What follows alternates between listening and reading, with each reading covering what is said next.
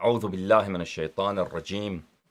بسم الله الرحمن الرحيم. الحمد لله رب العالمين، بارئ الخلائق أجمعين، باعث الأنبياء والمرسلين، ثم السلام والصلاة على سيدنا ونبينا أبي القاسم المصطفى محمد وعلى أهل بيته الطيبين الطاهرين، ولا سيما بقية الله في الأرضين وحجته في العالمين، روحي وأرواح العالمين لتراب مقدمه فداء، واللعن الدائم على أعدائهم وغاصبي حقوقهم وجاحدي مناقبهم ومنكري فضائلهم من الآن إلى أبد الآبدين. فأعوذ بالله من الشيطان الرجيم. أم لهم شركاء شرعوا لهم من الدين ما لم يأذن به الله ولولا كلمة الفصل لقضي بينهم وإن الظالمين لهم عذاب أليم. صدق الله العلي العظيم.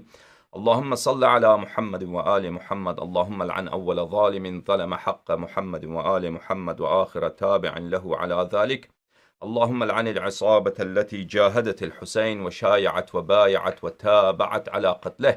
اللهم لعنهم جميعا. السلام عليك يا أبا عبد الله وعلى الأرواح التي حلت بفنائك. عليك مني سلام الله أبدا ما بقيت وبقي الليل والنهار، ولا جعله الله آخر العهد مني لزيارتكم. السلام على الحسين وعلى علي بن الحسين وعلى أولاد الحسين وعلى أصحاب الحسين. اللهم صل على محمد وآل محمد. اللهم كن لوليك الحجة بن الحسن صلواتك عليه وعلى آبائه في هذه الساعة وفي كل ساعة وليا وحافظا وقائدا وناصرا ودليلا وعينا حتى تسكنه أرضك طوعا وتمتعه فيها طويلا. اللهم صل على محمد وآل محمد. میرے معزز ناظرین، السلام علیکم ورحمۃ اللہ. خداوند متعال امیر المؤمنین علیہ الصلاۃ والسلام کے اسم گرامی کے صدقے اور ان کی محبت اور ان کی امامت اور ان کی ولایت کے نور میں آپ کو سلامتی عطا فرمائے، اور ہمارے دلوں میں محبت امیر المؤمنین علیہ الصلاۃ والسلام اور محبت امام عاصر عجل اللہ تعالی فرجہ الشریف کا نور بڑھا دے، اور پروردگار عالم ہمارے دلوں میں دشمنان اہل بیت علیہم الصلاۃ والسلام سے بیزاری کا نور اور ان سے دشمنی کا نور اور ان کی مخالفت کا نور بڑھا دے، اور پروردگار عالم ہمیں خادمین اہل البیت علیہم السلام میں شامل فرمائے، اور ان سے محبت کرنے اور ان کی خدمت کرنے اور ان کے نام کو دنیا میں زیادہ سے زیادہ معرفی اور ان کے فضائل اور احادیث نشر کرنے کی ہمت اور طاقت عنایت فرمائے۔ اللہم صل علی محمد وآل محمد وعجل فرجہم الشریف۔ بات چل رہی ہے تقلید پر عزیزو، ہم میں تعصب نہیں ہے، ذاتی منفعت اس میں ہے، میری اپنی ذاتی منفعت اس میں ہے کہ میں تقلید کی دفاع کروں، میں تقلید کو ترویج دوں اور مراجع سے اب دشمنی نہ کروں، کیونکہ شیعہ قوم آج کل مراجع کے قبضے میں ہے، مراجع کے ان کے مقدرات پر ان پہ کافی تسلط ہے، اور ہمارے منابر، ہمارے حسینیے، ہمارے امام بارگاہیں، ہمارے جتنے بھی دینی مؤسسے ہیں، یہ سب کے سب کسی نہ کسی مرجع کے ٹولے کے اندر ہے، اور اگر آپ مراجع کے خلاف بات کریں گے تو پھر شیعوں میں آپ ایک اقلیت میں رہ جائیں گے۔ لیکن ہمیں یہاں پر الیکشن نہیں لڑنا ہے، ہم نے یہاں پر اپنی محبوبیت اور اپنی مقبولیت بڑھانے کی فکر نہیں ہے، ہم ہیں خادم اہل بیت اطہار علیہم السلام، اور آپ کو بھی ہی چاہیے میرے عزیز، میرے دیکھنے والے، میرے محترم ناظر یا ناظرہ، آپ کی بھی یہی نیت ہونی چاہیے کہ ہم غلام ہیں امیر المؤمنین علیہ السلام کے، ہم غلام ہیں 12 اماموں کے، ہم امام صادق علیہ السلام کے احادیث کے پیروکار ہیں۔ ہم نے دیکھنا یہ ہوگا کہ کیا ہماری مذہب میں رسول اللہ صلی اللہ علیہ وآلہ وسلم جو دین لے کر آئے ہیں، جو مذہب لے کر آیا ہے، جو دین لے کر آیا ہے، مذہب لے کر آیا ہے، وہی شیعہ اثنا عشریہ ہے، اس کے علاوہ کچھ بھی نہیں ہے۔ اس مذہب حقہ میں ہمیں دیکھنا ہوگا کہ تقلید کی کیا حیثیت ہے۔ اگر تقلید شرعی ہے تو سر آنکھوں پر، اور اگر تقلید بدعت ہے تو لعنت ہے تقلید پر۔ ہم ماننے والے کس کے ہیں؟ اہل بیت طاہرین علیہم السلام کے۔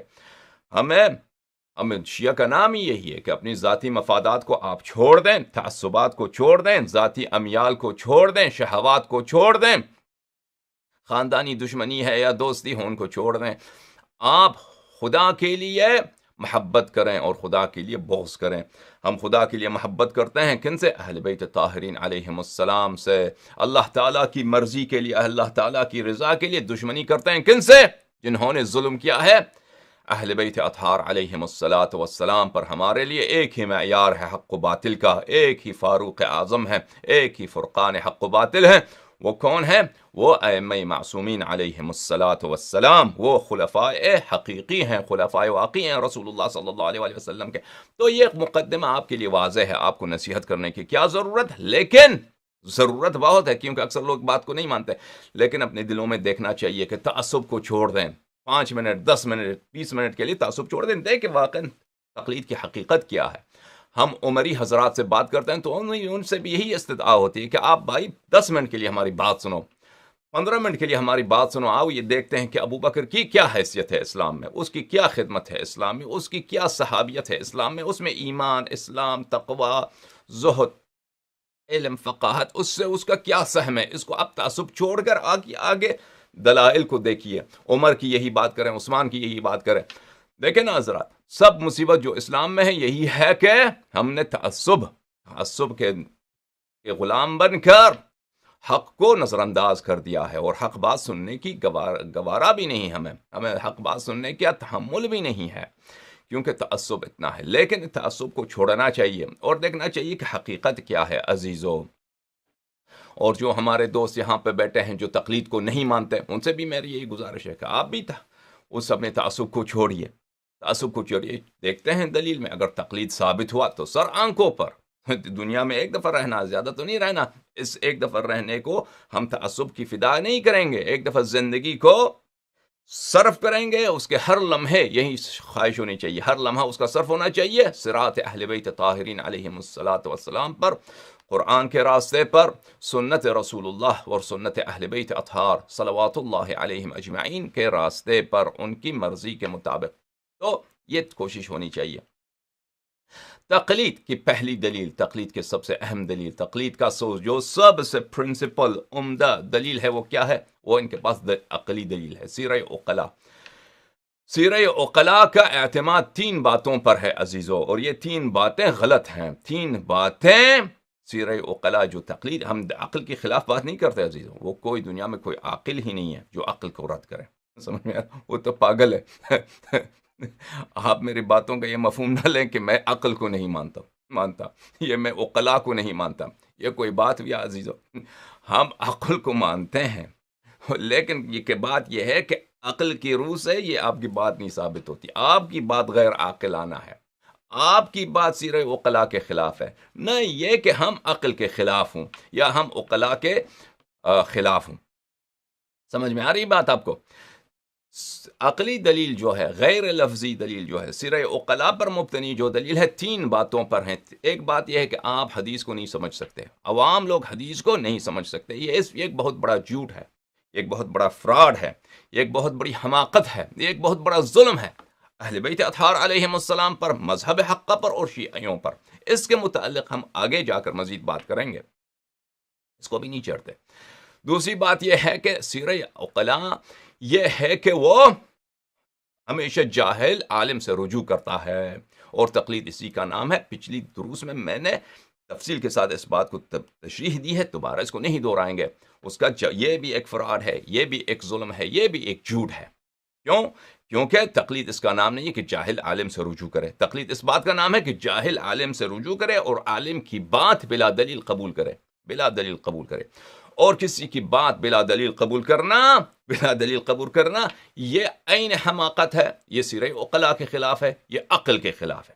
سیرہ عقلاء یہ ہے کہ وہ عالم سے رجوع کرتے ہیں اگر اس کی بات قناعت بخش ہو، ساری بات اسی میں، اگر قناعت بخش ہو، اس کی بات کے پر اطمینان ہو، وثوق ہو تو قبول کرتے ہیں، وثوق اطمینان نہیں ہو تو عالم کی بات کو وہ قبول نہیں کریں گے، دوسرے عالم تیسرے عالم کی طرف جائیں گے۔ یہ ہر معاشرے میں یہ عقل کا یہی حکم ہے کہ کسی کی بات بلا دلیل قبول کرو گے تو تم جانور سے بدتر ہو، کیونکہ جانور بھی بغیر دلیل کے، اس کے لیے بھی دلیل چاہیے ہوتا ہے۔ گدھا بھی اگر ایک راستے پہ چل رہا ہوتا ہے، اس کے لیے بھی ایک دلیل ہے کہ اس راستے پہ کیوں چل رہا ہے، بغیر دلیل کے اس کی بات کو، کسی کی بات کو آپ نہیں قبول کریں۔ یہ عقل کا حکم ہے اور سیرہ عقلاء کا حکم ہے۔ اس بات کو ہم نے پچھلی 2 درسوں میں توضیح دی ہے، اس کی ہم تکرار نہیں کریں گے. اور جتنے بھی اعتراض کیے گئے ہیں ہم پر، ہمارے جس بات پہ آپ خوب توجہ دیجیے عزیزو، ہم کامنٹس کو پڑھتے ہیں، کامنٹس میں جو حضرات سوال اٹھاتے ہیں، جو کرٹیسزم کرتے ہیں، نقد کرتے ہیں، یا وہ سوال اٹھاتے ہیں، جس مطلب پر بات کی ہے ہم نے، اس کے خلاف انہوں نے کوئی اعتراض نہیں آیا. یعنی بات واضح ہے کہ عقلاء اور عقل کا یہی حکم ہے کہ آپ کسی کی بات کو بلا دلیل قبول نہ کریں. ان کا اس بات پہ کسی کو بھی جرأت نہیں کہ اس بات پہ کوئی نقطہ اٹھائے. وہ ایسی نقاط اٹھاتے ہیں جس کا ابھی اس بحث کے اس مرحلے سے تعلق نہیں ہے، بحث کے اس مرحلے سے ہمیں تعلق نہیں. وہ اٹھائیں گے، پھر وہ کیا کہیں گے مثلا کرٹیسزم میں یا سوالات میں یا نقد میں، کامنٹس میں کیا کریں گے کہ احادیث میں تناقض ہے، اس میں کیا کریں. ابھی اس کا مرحلہ نہیں آیا، اس کا مرحلہ آئے گا تو بتائیں گے نا، اس کے متعلق بات کریں گے. لوگ سب حدیث کو نہیں سمجھ سکتے، کیا کریں، وہ اس کا مرحلہ آئے گا، اس کو بیان کریں گے. لیکن ابھی جو اس مرحلے پہ بات ہو رہی ہے، کس پہ بات ہو رہی ہے عزیزو؟ سیرہ عقلاء، دلیل عقلی. یہ دلیل عقلی جو مجتہدین حضرات تقلید کے لیے اقامہ کر رہے ہیں اور بیان کر رہے ہیں، اور یہ ان کا پرنسپل پروف ہے، یہ ان کا عمدہ دلیل، اصلی دلیل ہی. یہ تو بالکل پاگل پن ہے. یہ نہ صرف عقل کی روح سے تقلید ثابت نہیں ہے، بلکہ یہ ان کی اپنی بے دقتی اور ان کی اپنی عدم معرفت اور ان کی اپنی شرمندگی کا سبب ہے. سمجھ میں آ رہی نا حضرات، کہ ایک بات جو بالکل پاگل پن ہے، ایک بات جو بالکل عقل کے خلاف ہے، ایک حماقت ہے، اس کو یہ ایسا لفافت دے کر کہ عالم کا جاہل کا عالم کی طرف رجوع کرنا، یہ حکم عقل ہے، یہ سیرہ عقلاء ہے، اس کا لفافت دے کر عوام کو بیوقوف بنانے کی کوشش، یا خود بیوقوف بن چکے ہیں. ان کو اپنی بات کی حماقت کا اور اپنی بات کی بطلان کا اندازہ نہیں ہے. بہرحال یہ بات باطل ہے. یہ دو مرحلے. تیسری بات جس پر اعتماد ہے سیرہ عقلاء کا، میرے عزیزو خوب توجہ دیجئے، اس تیسرے مرحلے پہ آ رہے ہیں. عقلاء کوئی کام کر رہے ہیں دنیا میں، یعنی اس سے عقلاء سے کیا مراد؟ انگلش میں کہیں سین پیپل، جو کامن سینس رکھتے ہیں، عقل رکھتے ہیں، جو پاگل نہیں ہے. وہ ان کی معاشرے میں، دنیا میں کچھ روش ہے، کرتوت ہے، تو اس سے شرعی حکم ثابت نہیں ہوتا. شرعی کیا ہوتا ہے؟ شرع میرے خوب یاد رکھیے عزیز، شرعی حکم سے مراد کیا ہے؟ یاد رکھیے عزیز کہ وہ چیز جو اللہ تعالیٰ آپ سے چاہتا ہے کہ آپ کریں، وہ چیز جو اللہ تعالیٰ خالق کون آپ پہ واجب کیا ہے کہ آپ کریں، یا آپ پہ مستحب بنایا ہے کہ آپ کریں، یا آپ پہ منع کیا ہے کہ آپ نہ کریں گے تو ثواب ملے گا روز قیامت. اگر منع کیا ہے پھر کریں گے تو روز قیامت اس کا عقاب ہو سکتا ہے. تو عقاب کرنا، گناہ کار کا عقاب کرنا حتمی نہیں ہے، کیونکہ ہو سکتا ہے کہ وہ بخشش ہو جائے، شفاعت ہو جائے. لیکن مستحق ضرور ہے. جو شخص گناہ کرتا ہے اس کا عقاب، یعنی شیعہ امیر المؤمنین علیہ السلام، غیر شیعہ گناہ وہ چاہے نماز پڑھے چاہے زنا کرے، اس کے لیے کوئی فرق ہی نہیں، اس کے عمل قبولی نہیں ہے، کیونکہ شرط قبولی عمل ایمان ہے. ٹھیک ہے کہ نہیں؟ وہ چاہے نماز پڑھے، چاہے روزے رکھے، چاہے تراویح پڑھے، چاہے ختم قرآن کرے، چاہے زنا کرے، لواط کرے، اس کے لیے کوئی فرق ہی نہیں ہے.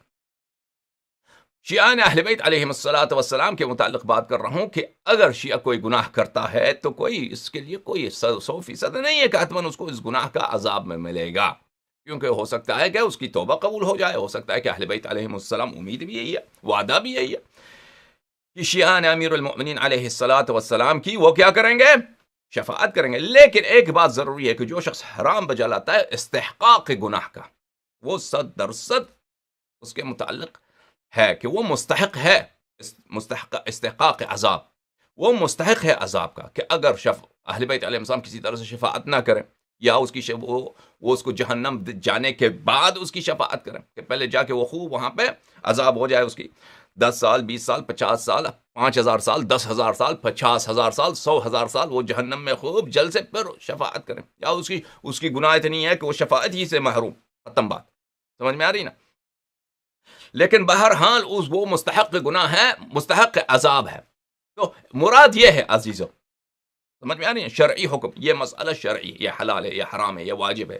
اس کا مطلب یہ کہ اللہ کا ارادہ ہے، اللہ تعالیٰ آپ سے یہ چاہتا ہے. خداوند متعال خالق زمین و آسمان قرآن کریم کو جس نے پروردگار عالم نے اپنے حبیب پہ وحی کیا ہے صلی اللہ علیہ وآلہ وسلم، وہ اس خدا کے نزدیک یہ شے اگر بجا لائے تو ثواب ہے، اور اگر حرام کیا ہے بجا لائے تو عقاب کا استحقاق ہے، اس سے مراد یہ ہے۔ تو عقلاء دنیا میں یہ کرتے ہیں، وہ بہت کچھ کرتا ہے، اس سے شرعی حکم ثابت نہیں ہوتا کہ یہ اللہ بھی یہی ہم سے چاہتا ہے۔ ہو سکتا ہے کہ عقلاء سب لوگ سور کا گوشت کھا لیں، بہت کچھ کریں، شراب کہیں کہ شراب میں کوئی ضرر نہیں ہے، کہیں کہ بھئی جو مرد اور مرد آپس میں شادی کریں اس میں کوئی عیب نہیں ہے، کیا ہے بھائی اس میں سے کیا ہوتا ہے، شادی کرنے دو ان کو بس میں، وہ جو لواط کریں۔ بہرحال عقلاء جو کرتے ہیں اس سے شرعی حکم ثابت نہیں ہوتا ہے، وہ سیرہ عقلاء شرعی حکم سے ثابت ہوتا ہے کہ اگر اسی سیرہ عقلاء ائمہ معصومین علیہم الصلاۃ والسلام کے زمانے میں رائج ہوں اور اہل بیت اطہار علیہم السلام اس کو رد نہ کریں، اس کی مذمت نہ کریں بلکہ اس کی تائید کریں، تو کیا ہوتا ہے، تو اس سے یہ سیرہ عقلاء سے شرعی حکم ثابت ہوتا ہے۔ تو اس کی جو بازگشت ہے، اس کی رجوع جو ہے، اس کی حقیقت جو ہے حدیث سے ہے، یعنی کیا ہے، سنت سے ہے، تقریر اہل بیت علیہم السلام۔ تقریر کہتا ہے یعنی تائید، کہ ایک کام رسول اللہ صلی اللہ علیہ وآلہ وسلم کے منظر میں، امیر المؤمنین علیہ السلام کے مشہد میں، امام صادق علیہ السلام کی باوقار نگاہوں کے سامنے وہ بجا لایا گیا ہے، انہوں نے تائید کی ہے، انہوں نے منع نہیں کیا ہے، تو اس سے اس کام کی حلیت، اباحت یا وجوب کا استفادہ ہو سکتا ہے۔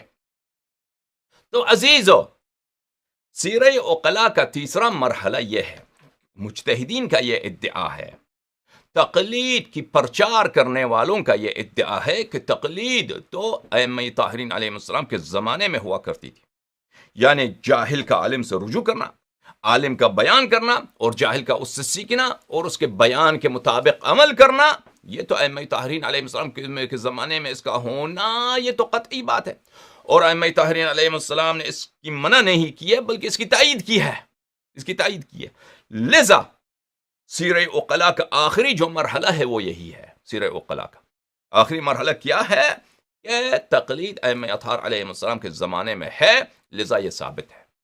سمجھ میں آ رہی ہے؟ تو اس تیسرے مرحلے کی ابطال کرنے کی نوبت ہے۔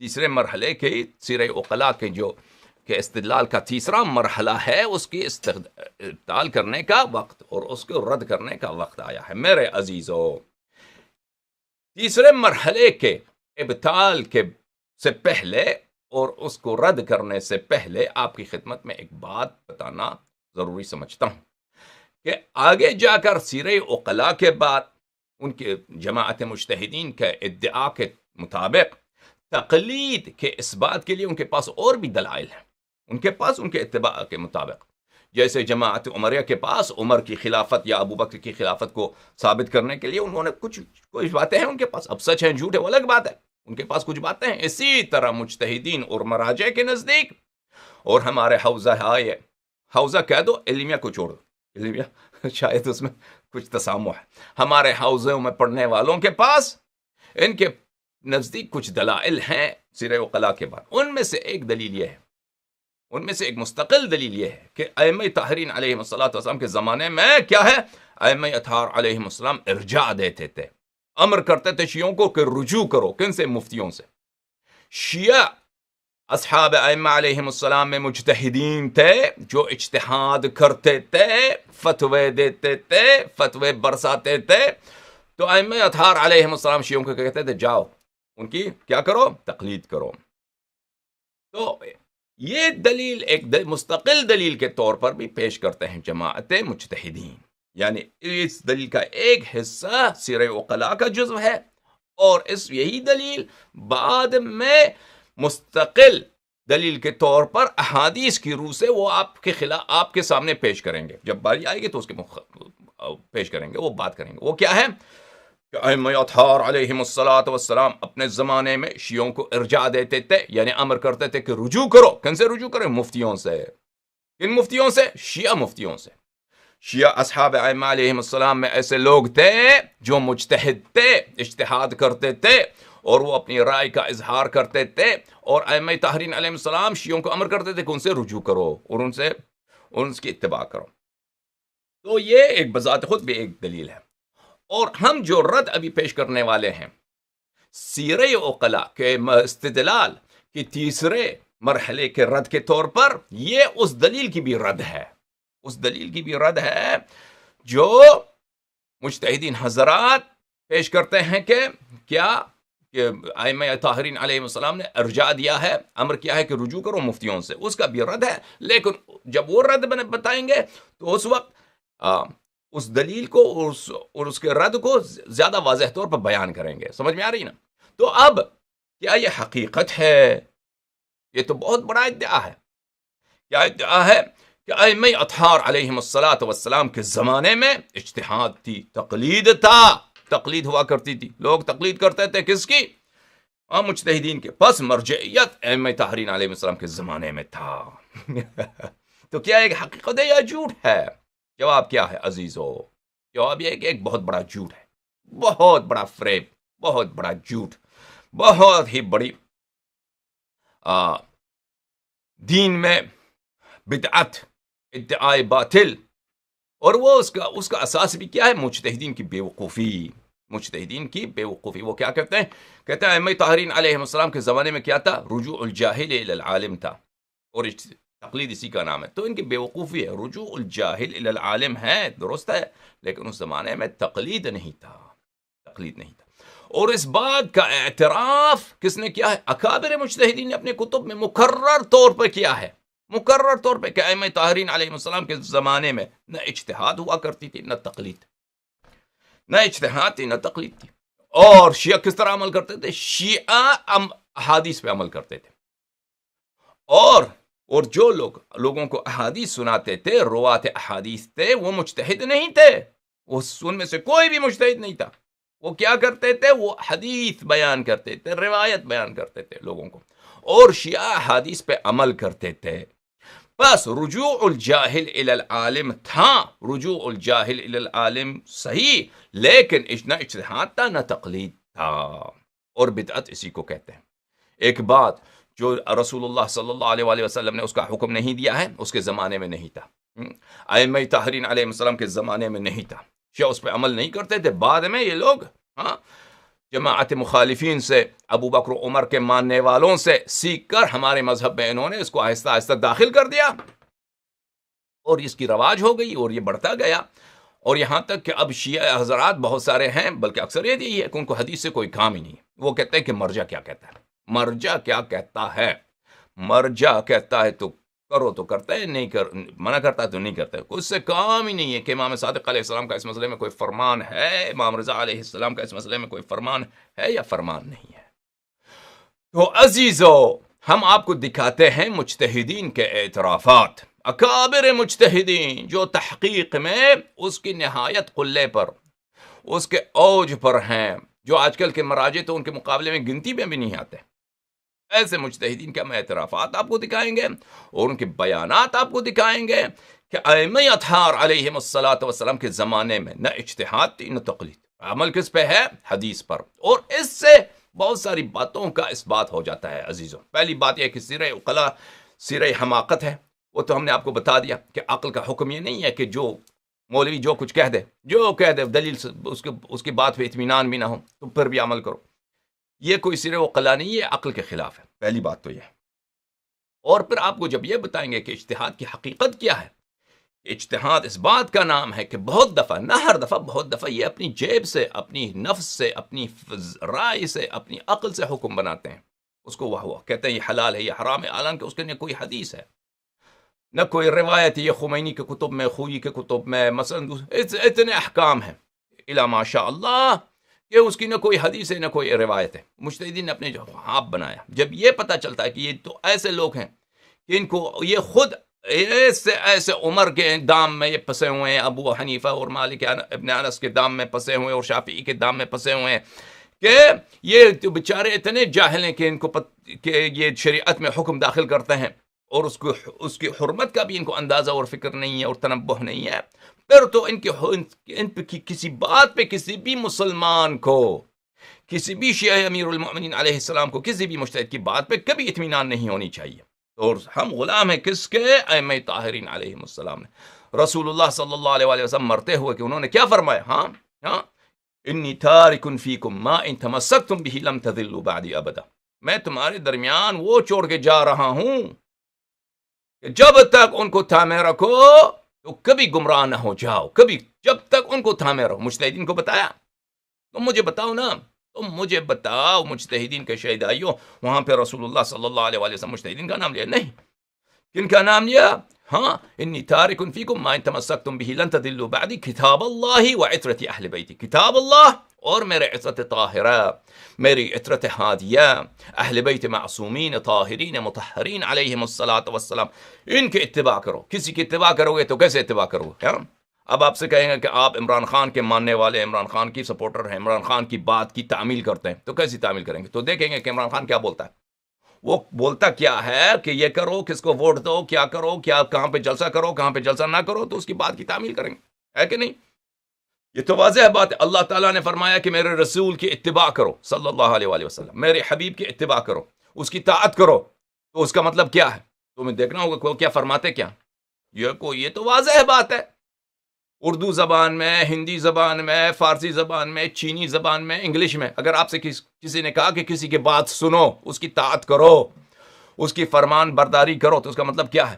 اس کی فرمان کو سنو، سمجھ جاؤ، اس پہ عمل کرو، اس کا مطلب یہی اور کچھ بھی نہیں ہے۔ یہ ہر مسلمان جانتا ہے، ہر انسان جانتا ہے، ہر فرد جانتا ہے، ہر فرد جانتا ہے۔ جب رسول اللہ صلی اللہ علیہ وآلہ وسلم نے فرمایا ہے کہ میرے بعد میرے اہل بیت علیہم الصلاۃ والسلام، 12 امام معصوم، ائمہ طاہرین علیہم الصلاۃ والسلام کی اتباع کامل، فرمان برداری کرو، تو اس کا مطلب کیا ہے؟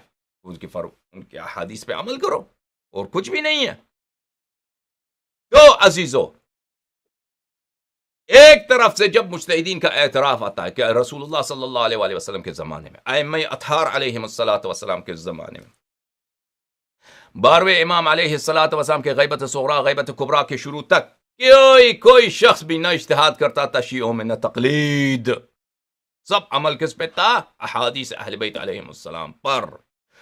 اور وہاں ہمیں ثابت بھی ہے مسلمات میں سے، شمس کی طرح فی رابعۃ النہار، سورج کی طرح دن کے چمکتے ہوئے دن میں سورج کیسا روشن ہے، اسی طرح روشن ہے کہ اہل بیت علیہ السلام کا اتباع کرنا لازم و ضروری ہے ہمارے مذہب میں۔ اس کے بعد تو واضح ہو جاتا ہے کہ تقلید، کسی اور کی رائے کو ملاک بنا دیں، کسی اور کی ظنون کو ملاک بنا دیں، یہ بدعت اندر بدعت ہے۔ تو ان کے اعترافات دیکھیے عزیزو کہ مجتہدین کیسے کیسے اعتراف کرتے ہیں۔ یہ کتاب ہے المبسوط فی فقہ الامامیہ، تالیف شیخ الطائفہ ابی جعفر محمد بن الحسن بن علی الطوسی، شیخ طوسی رحمہ اللہ کی مشہور معروف کتاب المبسوط۔ المبسوط، سب مجتہدین جو ہیں یہ شیخ طوسی رحمہ اللہ کی، یہ ان کے سامنے کچھ بھی نہیں ہے یہ سب مسئلہ، یہ تو فقہ کے ماسٹر ہیں، فقہ کے یہ مؤسس ہیں شیعوں میں۔ شیخ طوسی رحمہ اللہ کی کتاب المبسوط ہے، اور اس کتاب مبسوط میں ان کا ایک مقدمہ ہے جو نہایت ہی مہم ہے، جو نہایت ہی اہم ہے۔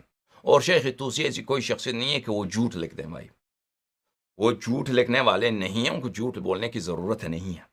سمجھ میں آ رہی نا؟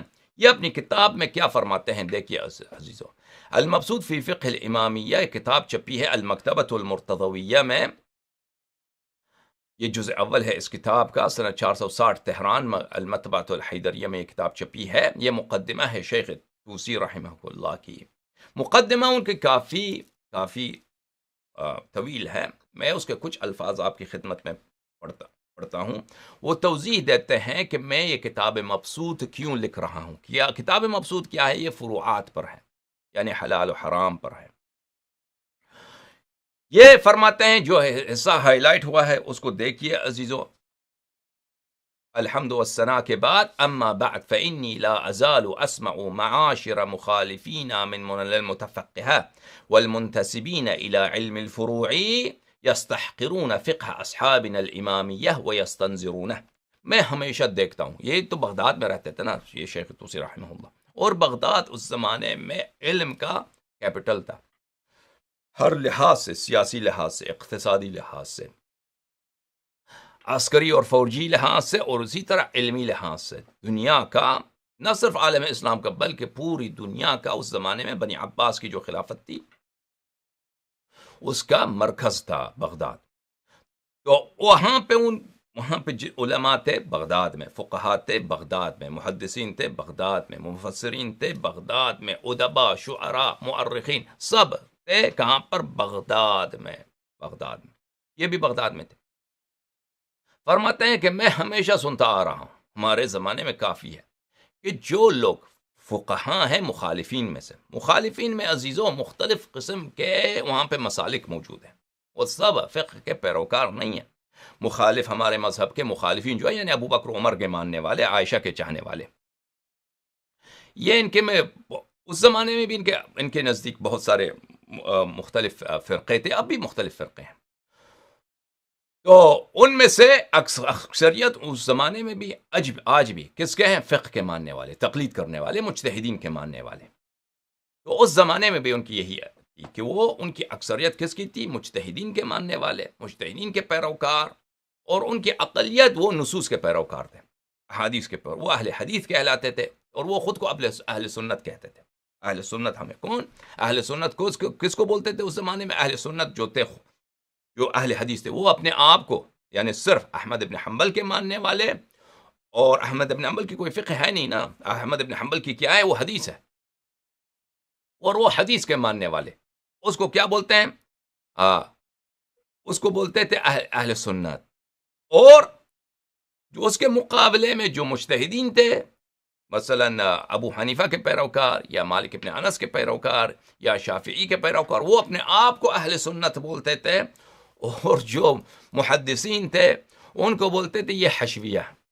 حشویہ یعنی بیوقوف، یعنی یہ ہے بیوقوف، مجسمہ ہے، یہ خداوند متعال کو جسم مانتے ہیں، یہ کافر ہے، مشرک ہے۔ اور یہ ان کو حشویہ اس لیے کہتے تھے کہ حشو بولتے ہیں کسی چیز، خالی چیز کو پر کرنا، کسی خالی چیز کو آپ پر کریں تو اس کو بولتے ہیں حشو۔ یہ اپنی کتابوں کو پر کرتے ہیں، یعنی جتنی جھوٹی احادیث ہیں یہ اپنی کتابوں کو پر کرتے ہیں، یہ کیونکہ یہ جو سب اب آج کے زمانے میں پٹرول کی وجہ سے اور پٹرول کے پیسے کی وجہ سے کچھ عزت آئی ہے ان میں، سلفیہ میں، اور احمد ابن حنبل اور ابن تیمیہ کے ماننے والوں پر، لیکن پرانے زمانے میں ان کی تو کوئی وقت ہی نہیں تھی، یہ تو کتے کی طرح ذلیل تھے۔ جماعت عمریہ میں بھی یہ کافر کے حیثیت سے، مجسمے کے حیثیت سے یہ ہمیشہ ذلیل ہوا کرتے تھے، اور علمی لحاظ سے آج بھی ذلیل ہیں، اور ہمیشہ ان کی تکفیر ہوتی رہی ہے، ان کا ہمیشہ دعویٰ رہا ہے بقیہ جماعت عمریہ کے ساتھ۔ ان کا یہی جماعت جو آج کل پاکستان میں اہل حدیث کہلاتی ہے، مثلا دیوبندی حضرات جو کہلاتے ہیں، یہ پرانے زمانے میں ہمیشہ ان کا دعویٰ شیعوں کے ساتھ نہیں رہتا تھا، شیعوں کے ساتھ ان کا جھگڑا بہت ہی نادر، بہت ہی کم، ان کا کام ہی نہیں تھا شیعوں سے۔ ان کا کام کن تھا؟ ان بقیہ جو اشاعرہ ہیں اور ماتریدیہ ہیں اور معتزلہ ہیں، ان کی تکفیر کا جواب، کیونکہ ان کو بیوقوف کے طور پر، احمق کے طور پر، ہر جھوٹی بات کو ماننے والے کے طور پر، ہر جھوٹی حدیث کو یہ اتباع کرتے ہیں، اور ان کے پاس عقل نہیں ہے، اس لحاظ سے ان کی تکفیر ہوتی تھی، ان کو جواب دیتے تھے اور یہ الٹا ان کی تکفیر کرتے تھے۔ سمجھ میں آ رہی ہے نا؟ یہ آپ کا جو ابن تیمیہ ہے، جو سلفیہ کا بہت بڑا مجدد ہے اور بہت بڑا محقق ہے، اس کی کتابیں بہت زیادہ ہیں، ایک شخص بہت کثیر التعلیف ہے ابن تیمیہ، اور بہت بڑا محقق ہے ابن تیمیہ، بلا شک و بلا ریب اس کا جو وسعت تحقیق ہے اس میں کوئی شک نہیں ہے، ہر مسئلے میں اس تحقیق بہت، اللہ کے شیعہ کے متعلق وہ بالکل جاہل ہے، شیعوں کے متعلق کچھ بھی نہیں جانتا، شیعوں کے متعلق اس کی کتاب جو منہاج السنہ ہے اسے پتہ چلتا ہے کہ اس کو کچھ بھی نہیں پتا شیعوں کے متعلق، سنی باتیں اس کے پاس ہیں۔ اچھا، یہ ابن تیمیہ اس کے اکثر کتب جو ہیں کس کی رد پھیر ہیں؟ فخر رازی کے کتب پر، تلبیس الجہمیہ، اس کو جہمیہ کا نام دے کر کہ یہ جہمیہ، اور ان کی تکفیر اور ان کو برا بلا کہنا، اور اسی وجہ سے اور اسی کے قول تجسیم کی وجہ سے بار بار جیل میں گیا ہے، اور آخر میں شاید جیل میں اس کا وفات بھی ہو گیا ابن تیمیہ کا۔ ہمیشہ طور پہ یہ رہا ہے۔ بہرحال اب جو ہے اس زمانے میں یہ شیعوں کی بے وقوفی کی وجہ سے کہ انقلاب ایران کے بعد، کیونکہ تشیع ایک سیاسی فرقہ بن گیا، اس سے پہلے تو سیاست کا کام نہیں تھا شیعوں کا، ایک اہل بیت علیہم الصلاۃ والسلام کے فرامین کے خلاف انقلاب کیا گیا اور ایک جھوٹا انقلاب کیا گیا اور اس کو اسلامی انقلاب کا نام دیا گیا اور اسلامی حکومت کا ادعا کیا گیا اور عالم اسلام کی امامت کا ادعا کیا گیا. تو اس وجہ سے دنیا اسلامی ممالک میں جتنے بھی حکومات ہیں، جتنے بھی سرکار ہیں، ان سب کا اتفاق یہی ہے کہ شیعوں کو دباؤ، کہ شیعوں کو اپنے ڈنڈے کے نیچے ان کو تحقیر کر دو اور ان کو آگے نہ بڑھنے دو، اور ان کے پاس سب سے بڑا ہتھیار یہی ہے کہ تکفیر کرو. اور اسی وجہ سے وہابیت دنیا میں بہت بڑھ گئی پچھلی 40 سالوں میں. اس انقلابی ایران سے پہلے وہابیت کی دنیا میں اتنی پھیلاؤ نہیں تھی جتنا اس کے بعد بڑھ گئی ہے، کیونکہ یہ انقلابی ایران وہابیت کے لیے ایک لاٹری ٹکٹ تھا، ایک لاٹری ٹکٹ. ان کو ہر طرف سے ان کا دوست بن گیا کون؟ جن کا ان سے کام ہی نہیں تھا، برطانیہ، امریکہ، حتیٰ کہ روس، اور اس کے علاوہ سب مملکتیں جو خطے میں مملکتیں ہیں. حکومت پاکستان جو بالکل کام ہی نہیں تھا وہابیت سے، وہ بھی وہابی بن گیا. اس کے علاوہ سعودی عرب کا جو اپنا خاندان ہے، شاہی خاندان ہے، وہ خود وہابی نہیں ہے، ان کو مذہب سے کام نہیں ہے، لیکن وہ انقلابی ایران کے بعد انہوں نے بہت اپنا سرمایہ لگایا ہے وہابیت کے پھیلاؤ کے بعد. اس سے پہلے اس طرح نہیں کرتے تھے، وہ ملاؤں پہ اتنا وہ بات نہیں سنتے تھے. لیکن انقلابی ایران یعنی 1979 سے پہلے اگر آپ دیکھیے سعودی عرب میں بہت سیکولرزم بہت زیادہ تھا. اس کے بعد جو انقلابی ایران کے بعد ان میں ملاؤں کا بہت زور پکڑ گیا، اور اس طرح وہ جھگڑا، تاریخی جھگڑا جو اشاعرہ اور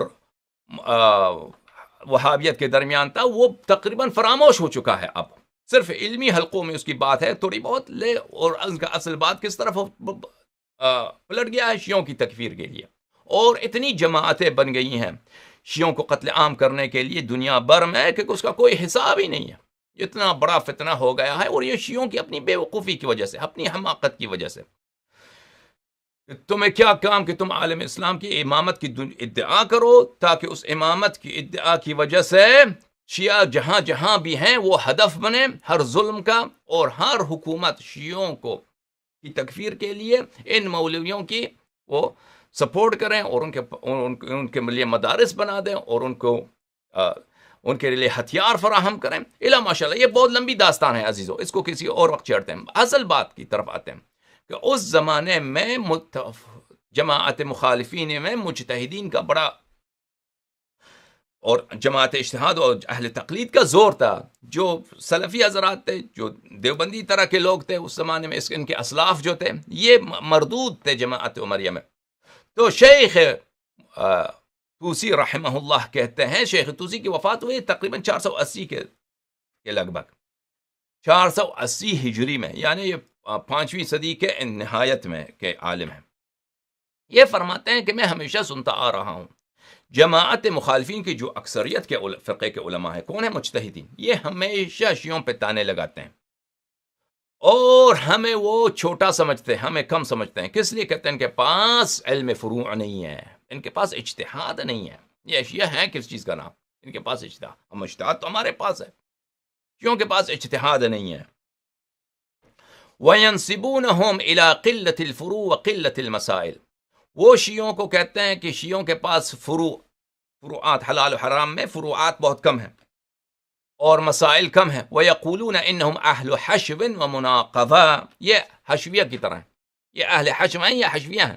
شیعہ جو ہمارے جماعت عمریہ میں حشویہ ہیں، یعنی نصوص حدیث کے پڑھنے والے، حدیث پہ عمل کرنے. شیعہ بھی اسی طرح حدیث پہ عمل کرتے ہیں، یہ اہل حشو ہیں. مناقضہ، احادیث ایک دوسرے کی مثلا ان میں تناقض ہوتی ہے، سب کی وہ قبول کرتے ہیں، سب کی تصحیح کرتے ہیں. اچھا، وَإِنَّ مَنْ يَنْفِي الْقِيَاسَ وَالْاجْتِهَادَ لَا طَرِيقَ لَهُ إِلَىٰ كَثْرَةِ الْمَسَائِلِ. اور جو شخص قیاس کو نہیں مانتا، شیعہ قیاس کو نہیں مانتے، اجتہاد کو نہیں مانتے. شیعہ ينفي القياس والاجتهاد. شیعہ کیونکہ اجتہاد کو نہیں مانتے، قیاس کو نہیں مانتے، تو ان کے پاس مسائل کہاں سے آئیں گے حلال و حرام کے؟ وہ اگر اجتہاد ہوگا نا تو آپ مختلف مسائل کو اپنے ذہن میں دہرائیں گے کہ ایسا ہوا تو کیا کریں گے، ایسا ہوا تو کیا کریں گے. تو ہر ایک کے لیے آپ مسئلے بناتے جاؤ، اس کی کوئی حد ہے عزیزوں؟ اگر آپ خود بیٹھ کے گھر کے کونے میں امیجنیشن کرتے جائیں تخیل کرتے جائیں اور اپنے تخیلات کے مطابق حکم بناتے جائیں. سمجھ آ رہی نا؟ اس کی تو کوئی حد ہی نہیں. وہ بناتے جاؤ لکھتے جاؤ کہ اگر عورت نے یہ کیا تو اس کا حکم یہ ہے. وہ سب اپنے آپ سے بناتے جاؤ اور اس کو اجتہاد کا نام دو. تو کیونکہ شیعوں کے پاس اجتہاد نہیں ہے، قیاس نہیں ہے، تو یہ کثرت مسائل کہاں سے آئیں گے؟ وَلَا التَّفْرِيعُ عَلَى الْأُصُولِ، اور ان کے پاس علم اصول نہیں ہے کہ علم اصول کے روح سے یہ فروعات نکالیں. یا ان کے پاس عام قواعد نہیں ہے شیعوں کے پاس کہ ان کے عام قواعد کے روح سے یہ فروعات کا استنباط کریں، فروعات بنائیں، فرعی مسائل بنا دیں. لأن جل ذلك وجمهوره مأخوذ من هذين الطريقين، کیونکہ اکثریت حلال و حرام کے مسائل اب ان کی کس کی بات ہو رہی ہے؟ مخالفین کی بات ہو رہی ہے نا. اکثریت مسائل حلال و حرام کن طریقے سے بنتی ہے؟ اسی طریقے سے بنتی ہے کہ آپ کے پاس عام قواعد ہو، ان عام قواعد کو آپ مختلف مسائل پہ اس کا تطبیق کریں، اس کی تطبیق کے روح سے آپ حلال و حرام بناتے جائیں. یا مثلا آپ کسی جگہ بیٹھ کر اپنے امیجنیشن کے مطابق اجتہاد کرتے جائیں، حکم بناتے جائیں، لکھتے جائیں، فتوے بناتے جائیں. وَهَذَا جَهْلٌ مِّنْهُمْ بِمَذَاهِبِنَا، شیخ طوسی فرماتے ہیں یہ لوگ جاہل ہیں، ہمارے مذہب کو نہیں جانتے. یہ بات کہتے ہیں کہ شیعوں کے پاس حلال و حرام نہیں ہے، مسائل کم ہیں، کیونکہ یہ ان کی بات اس لیے کہتے ہیں کہ کیونکہ وہ ہماری مذہب کو نہیں جانتے. اچھا، وَقِلَّةُ تَأَمُّلٍ لِأُصُولِنَا، اور وہ ہمارے کتب حدیث، اصل کس کو بولتے ہیں عزیزو؟ علماء حدیث کے نزدیک اصل حدیث کو بولتے ہیں. حدیث کی کتاب کو اصل بولتے تھے پہلے زمانے میں. حدیث کی کتاب کو کیا بولتے تھے؟ اصل بولتے تھے، اصل. اور یہ ہمارے کتب حدیث کو نہیں جانتے ہیں. وَلَوْ نَظَرُوا فِي أَخْبَارِنَا وَفِقْهِنَا لَعَلِمُوا أَنَّ جُلَّ مَا ذَكَرُوهُ مِنَ الْمَسَائِلِ مَوْجُودٌ فِي أَخْبَارِنَا وَمَنصُوصٌ عَلَيْهِ تَلْوِيحًا عَنْ أَئِمَّتِنَا سلام اللہ علیہم. اگر یہ ہماری حدیث کی کتابوں کو دیکھتے اور ہماری فقہ کی کتابوں کو، فقہ کی کتاب بھی اس زمانے میں حدیث کی کتاب ہوا کرتی تھی، فقہ کی کتاب، حدیث کی کتاب کو دیکھتے اور فقہ کی کتاب. ابھی آئے گا انشاءاللہ، شیخ طوسی تصریح کرتے ہیں.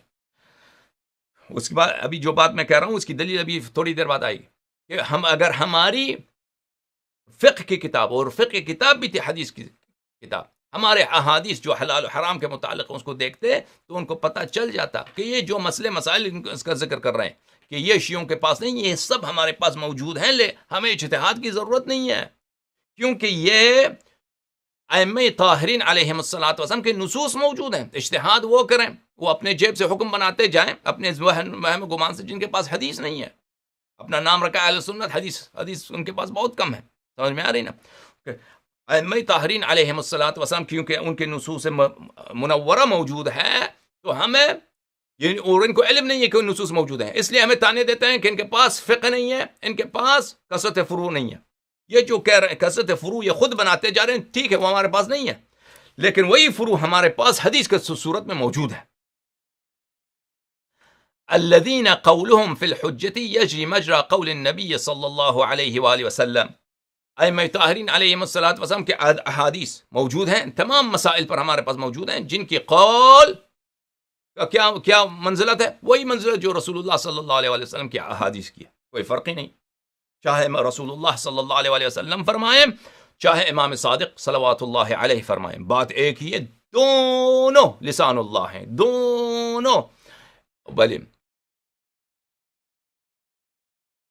وما ينطق عن الهوى ان هو الا وحی یوحی ہیں، دونوں وحی الہی ہیں، پروردگار عالم کی جانب سے بولتے ہیں. سمجھ میں آ رہی نا؟ اچھا، اما خصوصا او عموما او تصریحا او تلویحا، یہ جو کہہ رہے ہیں یہ احکام ہمارے کتب میں یا بالخصوص اس متعلق نص موجود ہے، یا عام قاعدہ موجود ہے، ایک عام حدیث ہے کہ اس کے ضمن میں یہ مسئلہ بھی اسی میں ہے، یا مثلا وہ صریح اس مسئلے میں آیا ہے، یا صریح نہیں آیا، اشارے کے طور پر آیا، واضح استفادہ ہوتا ہے کہ امام علیہ الصلوۃ والسلام کا اس مسئلے میں حکم کیا ہے. اچھا،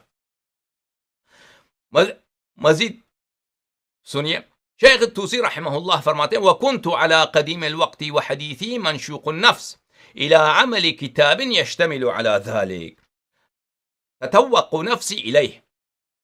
کہتا ہے قدیم ایام سے مجھے شوق تھا کہ میں بھی جماعت عمریہ کی منہ بند کرنے کے لیے انہی کی طرح ایک کتاب لکھ دوں، ان میں مسائل اور ان میں احکام ان کی طرح ہو. جماعت عمریہ جیسے اپنے کتب اجتہادیہ میں وہ مثلا فتووں کی کتاب لکھتے ہیں کہ کوئی فلاں کام کرے تو وہ کیا کرے, کوئی فلاں کام کرے تو اس کا حکم کیا. میں بھی اسی طرح ایک کتاب لکھ دوں. میرا شوق یہی تھا اور میرا نفس اس طرح مائل تھا, لیکن فَيَقْطَعُنِي عَنْ ذَلِكَ الْقَوَاطِعُ وَشَغَلَنِي الشَّوَاغِلُ, لیکن فرصت نہیں ہوتا تھا, مختلف کام پیش آتے تھے, روزگار میں بہت کام پیش آتے ہیں, تو کتاب لکھنے کی فرصت نہیں ہوتی تھی.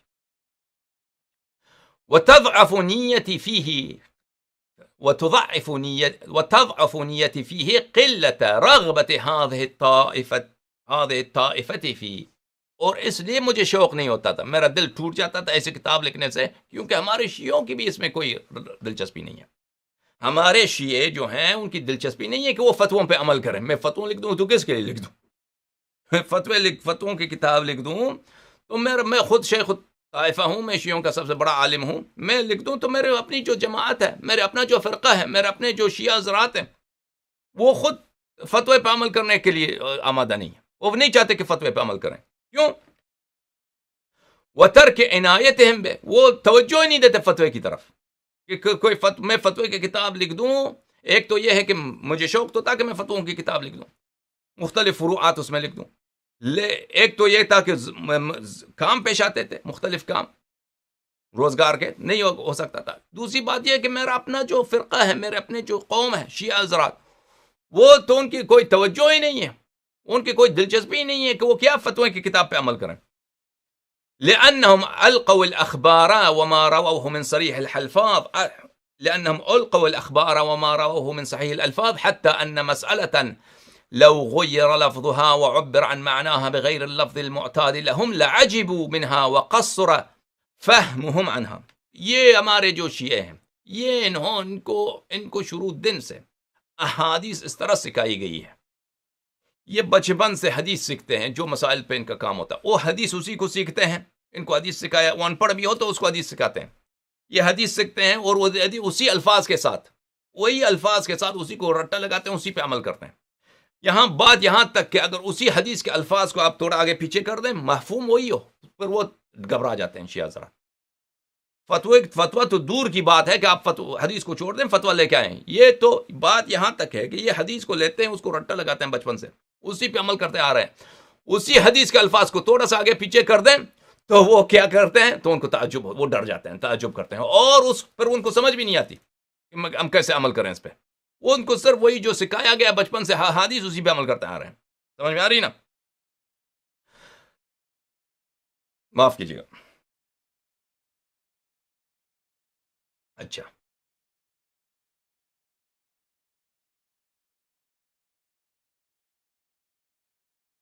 پھر کہتے ہیں کہ میں نے سابق ایام میں کتاب النہایہ اسی انداز سے لکھا تھا, لیکن وہ اس مطلب کے لیے کافی نہیں تھا.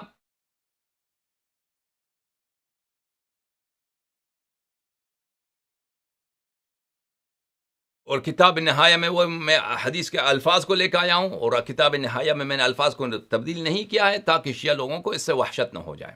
تو حضرات, یہاں پر شیخ طوسی رحمہ اللہ کا واضح اعتراف ہے کہ شیعہ کس پہ عمل کرتے ہیں, حدیث پہ عمل کرتے ہیں, اور کرتے آ رہے ہیں پچھلے زمانے سے, ائمہ طاہرین علیہ, یعنی 5ویں صدی کے اختتام تک اور 6ٹھی صدی کے شروع تک عمل یہی رہا ہے. شیعہ کس کو فتوے کا پتہ ہی نہیں ہے, وہ احادیث پہ عمل کرتے آ رہے ہیں. سمجھ میں آ رہی ہے نا؟ چاہے شخص ان پڑھ بھی ہو, وہ حدیث کو یاد کرتا ہے, حدیث پہ عمل کرتا ہے, حدیث کا رٹا لگاتا ہے, حدیث کو عمل کرتا ہے. سمجھ میں آ رہی نا؟ اچھا, یہ کتاب آپ کی خدمت میں پیش کرنے والا ہوں, کتاب ہے انوار الاصول. یہ شیخ طوسی رحمہ اللہ کا جو مقدمہ ہے کتاب مبسوط کا, یہ کافی اہم مقدمہ ہے, اور ہمیشہ علماء اس مقدمے کا ذکر کرتے ہیں اور اس مقدمے کے متعلق بات کرتے ہیں. ملاحظہ فرمائیے, کتاب انوار الاصول جو میں ایک بہت بڑا مولوی ہے مجتہدین کا, اس کا نام ہے شیخ ناصر مکارم, شیخ ناصر مکارم شیرازی. یہ شیخ ناصر صاحب جو ہیں, یہ ان کی کتاب ہے انوار الاصول. یہ انوار الاصول مجلد نمبر 3 ہے, الجزء الثانی, معاف کیجیے گا, الجزء الثانی, یہاں پر صفحہ نمبر 369 میں. جو قسمت ہم نے یہاں پہ ہائی لائٹ کیا ہے وہ ملاحظہ فرمائیے. وہ کہتے ہیں اذا لاحظنا دیدن قدماء اصحابنا فانه كان على التعبد بالرجوع الى الاخبار والافتاء. کہتے ہیں ہمارے قدماء، شیخ توسی، قدماء جو کہا جاتا ہے وہ توسی سے پہلے کو علماء کو قدماء کہیں گے، توسی کے بعد کے علماء کو نہیں کہتے.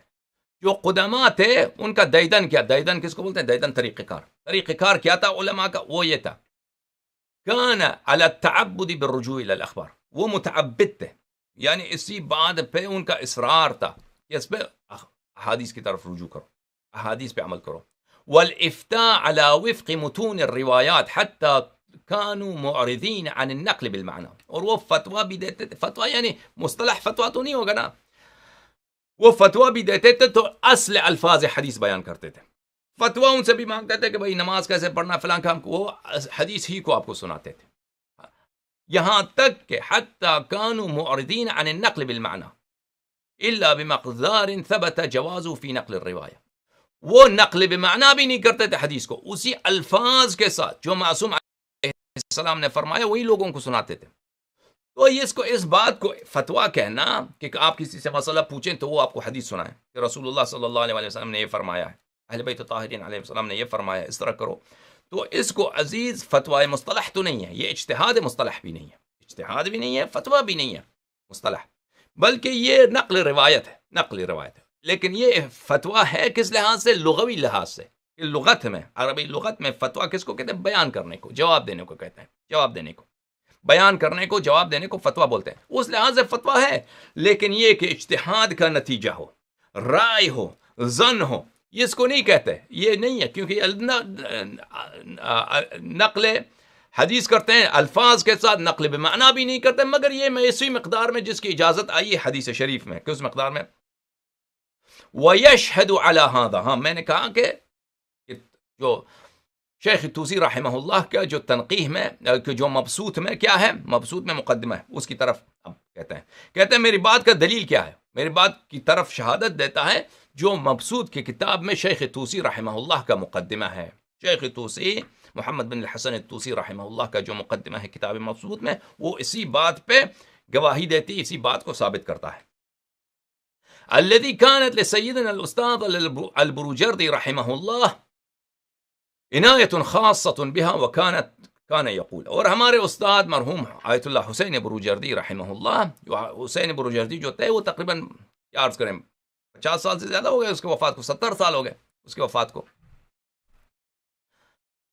یہ خوئی وغیرہ کے آیت اللہ الحکیم رحمہ اللہ کی مرجع، اس سے پہلے وہ مرجع کھل تھے حکم مقدسہ میں، اور وہ آخوند صاحب کفایہ کے شاگرد تھے. جو مجھے یاد آتا ہے سنہ 1350 ہجری قمری میں، سنہ 90 سال پہلے تک کے لگ بھگ ان کی وفات ہوئی. اب شاید مجھے غلطی ہو رہی ہے، لیکن یعنی بہت عرصہ ہو گیا ان کی وفات کو، 70 یا 80 سال ان کی وفات کو ہو گیا ہے. اچھا، شاید اتنا سال بھی نہیں، کیونکہ وہ لوگ ان کے شاگرد ہیں، شاید اتنے سال نہیں ہوئے ہیں، شاید 50 سال ہو گئے اس کے وفات کو. اچھا ہاں، تو ہمارے استاد شیخ آیت اللہ بروجردی ان کو بہت توجہ دیتے تھے اسی مقدمے پر، اور کہتے تھے ان هذه المقدمة تمثل لنا الجو الفكري والاجتماعي الموجود في عصر الشیخ الطوسی رحمہ اللہ. یہ اس مقدمے میں شیخ الطوسی رحمۃ اللہ علیہ اپنے زمانے میں شیعوں میں کس طرح عمل ہوتا ہے اس کو بیان کرتے ہیں، شیعہ کس طرح فروعات پر عمل کرتے ہیں، حلال و حرام، نماز، روزہ، زکوٰۃ، حج کے مسائل کس طرح عمل کرتے ہیں، اس کو بیان کرتے ہیں کہ یہ صرف حدیث پہ عمل کرتے ہیں شیعہ. یعنی کب، کس زمانے کی بات ہو رہی ہے؟